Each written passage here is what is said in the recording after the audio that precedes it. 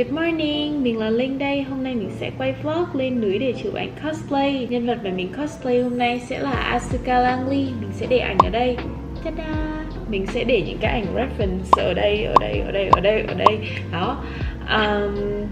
Những cái ảnh reference này đã truyền cảm hứng cho mình để mình lên kế hoạch cho buổi chụp này. Là deep một chút này, cầm hoa hướng dương này, xong rồi ở biển nữa. Mình có 2 tiếng để chuẩn bị cho buổi chụp này trước khi Nhi là bạn mình cũng như là photographer đến đón mình.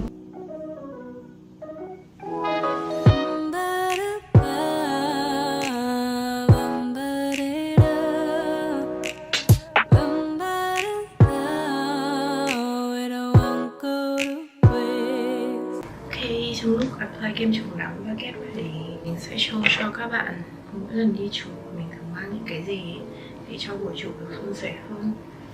Đầu tiên mình có một cái item. Đây là một cái khay để lens của mình. Đặc biệt rất là hữu ích trong những cái trường hợp mà các bạn đi cosplay nhiều nhân vật trong cùng một ngày.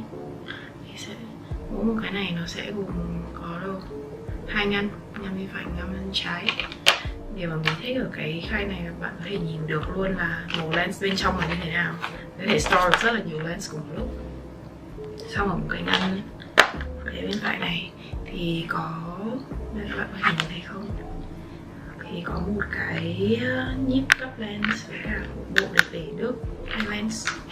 Đấy rất là hữu ích. Như mình có một cái bọc như này. Trong bọc này thì có băng dính 2 mặt để dán quyết vào mặt này.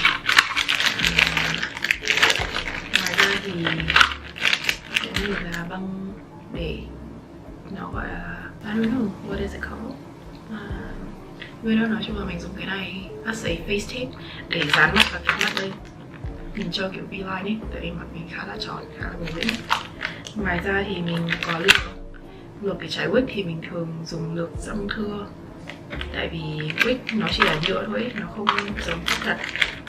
Nếu mà trải không cẩn thận nó sẽ bị xù. Ngoài ra mình có kéo và cả sáp cho tóc nữa. Các bạn đã có những cái item như thế mà mình không bị kéo trong một buổi chụp. Bây giờ mình sẽ lấy kem chống nắng, tại vì mình rất sợ là bị ung thư da hoặc là có nếp nhăn trên mặt sớm. Mình vừa mới mua cái tinh kem chống nắng này cách đây có 1-2 tháng rồi, bây giờ nó đã sắp hết rồi này. Một thói quen mà mình cần improve trong cái vấn đề bôi kem chống nắng này đấy chính là bôi lại sau mỗi 2 đến 3 giờ. Tại vì thường thì kiểu mình đi ra ngoài, mình đi làm hoặc là đi chơi mình đã quên rồi. Ra cái kem chống nắng này là Dr. G Green Mild Up Sun Plus SPF 50. Cũng không biết rõ về hãng kem chống nắng này đâu, tại vì kiểu hôm đấy mình hết cái sun cut của Kose mà mình hay dùng ấy, cho nên là mình vào tiệm tạp hóa mình mua tặng. Nhưng mà so far thì cũng ok. Mình chỉ không thích là tại nó hơi kiểu nâng tông mặt lên mình lên ấy. Mình không thích những cái kem chống nắng mà nó để lại cái white cast ở trên mặt mình ấy. Nhưng mà sau một thời gian thì nó cũng sẽ đẹp vào da mặt của mình thôi. Tại vì to be fair, no pun intended, to be fair thì da mình cũng khá là sáng, cho nên là nó cũng không bị kiểu chống bệch như kiểu bôi kem trộn ấy. Thì mình cho các bạn xem là ở dưới này, thấy không? Lên camera kiểu rõ vãi. Rồi tầm 10-15 phút nữa thôi là nó hết thôi. Đó, xong rồi. Đây. Dưới này thì mình có giày, có một con kênh để wig, có máy sấy và đồ cos của mình. Hôm nay mình chụp một bộ thôi cho nên mình pack rất là nhẹ so với Oktoberfest. Bên này thì mình có đồ dùng cá nhân, skincare, nhỏ mắt, toiletries và vậy thì thứ lằng bành nhằng của mình. Ok. Nhìn chung thì mỗi lần mình sẽ mang từ lấy đồ thôi.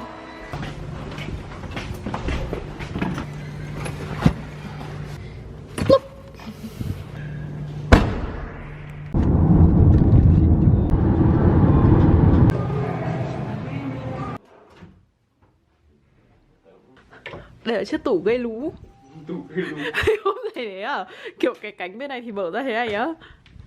Xong bình thường thì phản xạ sẽ là đi hoặc là mở thế này hoặc là mở này, đúng không? Nhưng mà không. Many hours later. 3:30 chiều rồi. Và khoảng mấy giờ nhỉ? Khoảng 5 giờ. Khoảng 5 giờ mình sẽ đến nơi. Và địa điểm chụp lần này sẽ là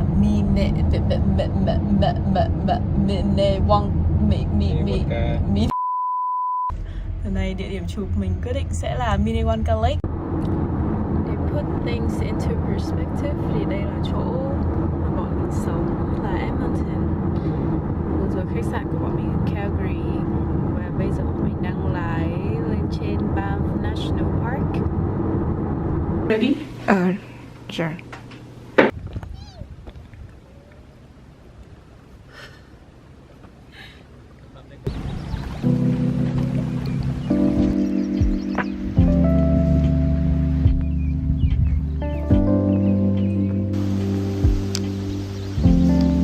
Twelve seconds later.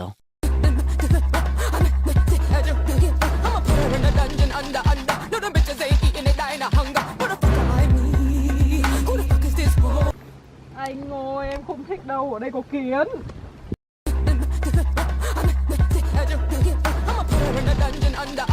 Do cuối tuần khá là đông du khách cho nên bọn mình phải di chuyển vào sâu bên trong hồ.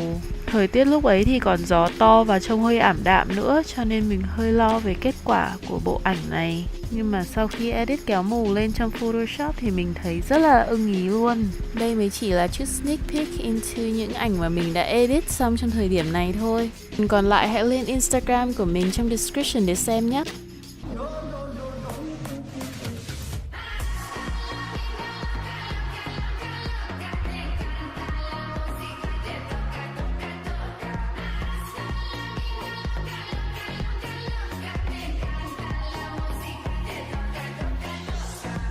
That's a wrap. Xong rồi. That's a wrap. That's a wrap. That's a wrap. Thì bây giờ bọn mình sẽ đi chơi, đi ăn. Nhưng mà trước đấy thì mình đã... Cái chó gì? Đâu? Đấy. Cái này là cứt chó hay hóa thạch? Không biết đâu. Dẫm thử thì... Raindrops keep pouring. You're falling to catch life, speeding to pass time, yeah. Gravity won't let you go, no. Gravity won't let you slow down. I know how low it goes. That's some nice napkins. Sounds took days to come back around. Muchi. Tại số thương hiệu. So far it looks like there's no ground. I'm trying to leave all my small town behind.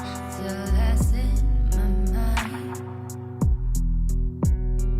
But I set expectations higher than a new PlayStation. I could never reach shelves at the top, tippy knowing on my feet.